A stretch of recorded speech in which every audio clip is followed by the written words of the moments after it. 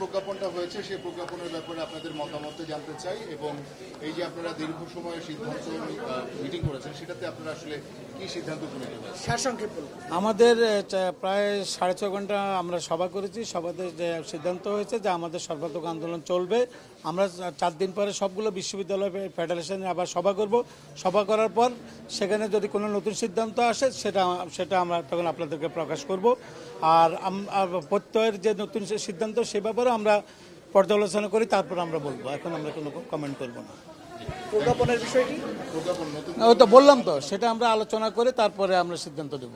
আন্দোলন কি আগের মতো যে অবস্থান কর্মসূচি? হ্যাঁ, সেই অবস্থান কর্মসূচিতে থাকবে। আপনারা আজকে কি সিদ্ধান্ত নেবেন? মানে আমরা তো বললাম যে আমাদের তো সর্বসম্মতিক্রমে সিদ্ধান্ত আমাদের 4 দিন পরে আবার ফেডারেশনের বৈঠক করবেন, সব রিভিউ করবেন, তারপরে সিদ্ধান্ত জানাবেন।